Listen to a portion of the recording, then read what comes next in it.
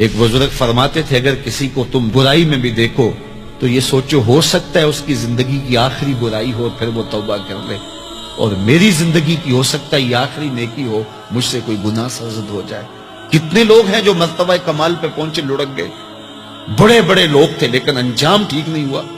بلعم بن باورا کی مثال ہمارے سامنے موجود ہے۔ بنی اسرائیل کا مستجاب الدعوات ولی تھا، اور جب ہاتھ پھیلا کے منہ پہ ہاتھ پھیرتا تو ہاتھ بعد میں منہ پہ جاتے، قبولیت پہلے ہو جاتی۔ لیکن اسی کے بارے میں قرآن نے کہا نا مثلہ کمثل الکلب، اس کی مثال کتے کی مثال ہے۔ زبان لٹک گئی تھی، زمین چاٹتا تھا، چونکہ اس کے ہاتھ نبی کے خلاف اٹھ گئے تھے۔ اس نے سمجھا تھا میں مستجاب الدعوات ہو گیا ہوں، اب جو چاہوں جس کے بارے چاہوں بد دعا کر دوں، لیکن بد دعا اپنے حق میں نکل گئی، زبان لٹک گئی۔ اس لیے میاں صاحب بولے پڑھنے اتے مان کرینا نہ آکھی میں پڑھیا، او جبار کہار صداوے متا روڑ دیوے دودھ کڑیا۔ تو اس لیے ہر وقت ڈرتے رہو۔ ابھی ملائکہ کہتے ہیں میں نے 30 اصحاب رسول سے ملاقات کی ہے، 30 اصحاب رسول سے، تو میں نے ہر شخص کو فکر مند پایا ہے۔ وہ کہتے تھے ہمارا انجام ٹھیک ہو جائے، انجام ٹھیک ہو جائے۔ حضرت سیدنا ابو بکر صدیق رضی اللہ تعالیٰ عنہ، جن کے بارے میں میرے رسول کی زبان سے لفظ نکلے ابو بکر فی الجنہ، ابو بکر جنتی ہے، لیکن وہ کہتے ہیں ایک چڑیا کو دیکھ کے شاخ پہ بیٹھی ہے، کہا واہ چڑیا کتنی موج ہے تجھے، ایک شاخ سے اڑتی ہے دوسری شاخ پہ بیٹھ جاتی ہے، اور قیامت کے دن تیرا حساب بھی نہیں ہوگا، پھنسے تو ہم ہیں جن کا حساب ہوگا۔ یہ وہ لوگ ہیں جن کی زندگی دیکھیے، ان الشیطان یفر من ظل عمر، عمر وہ ہے جس کے سائے سے شیطان بھی بھاگتا ہے، لیکن وہ کہتے ہیں کاش میں مٹی کا ڈھیلا ہوتا۔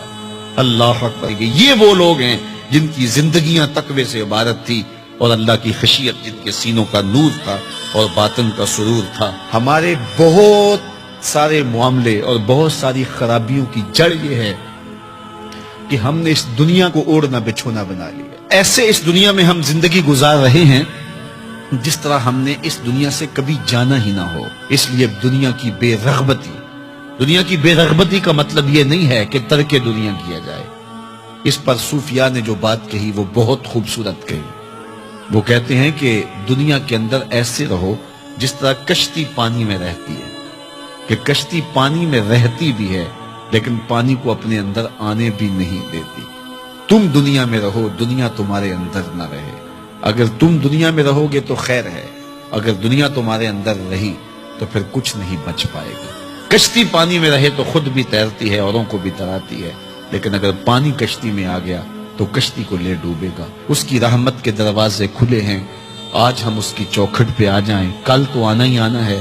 پھر جو کفن میں منہ چھپا چھپا کے آتے پھریں گے، کیا اچھا ہو کہ خود کھلے منہ سے اس کی رحمت کے دروازوں پہ آ جائیں۔ اس کی رحمتیں آواز دے رہی ہیں، یا ایھا الانسان، او بھاگنے والے انسان، او نسیان کے پتلے، او بھولے ہوئے، او بھٹکے ہوئے، راستہ چھوڑ کے جانے والے، مالک کی رحمت کی آغوش کو ترک کر دینے والے، آجا پلٹ کے، ما غرک بربک الکریم، آجا تیرا رب بڑا ہی کریم ہے۔ قبل اس سے وہ ماننے سے انکار کر دے، توبہ کا دروازہ بند ہو جائے، سورج مغرب سے طلوع ہو جائے، پھر بندہ ہاتھ کاٹے۔ کسی نے چیخ چیخ کے مجھے کہا تھا، کوئی رو رو کے ترلے منتیں کر کے مجھے کہتا تھا، میں اس کی بات کو نہ سنا، کاش کہ اس کی پکار کو سن لیا ہوتا، اس کی آواز پہ لبیک کہہ دیا ہوتا، اور میں اس کے ساتھ چل پڑتا، اور وہ مجھے انگلی تھام کر محمد عربی کی چوکھٹ پہ پہنچا دیتا، تو آج یہ رسوائیاں میرا مقدر نہ ہوتی۔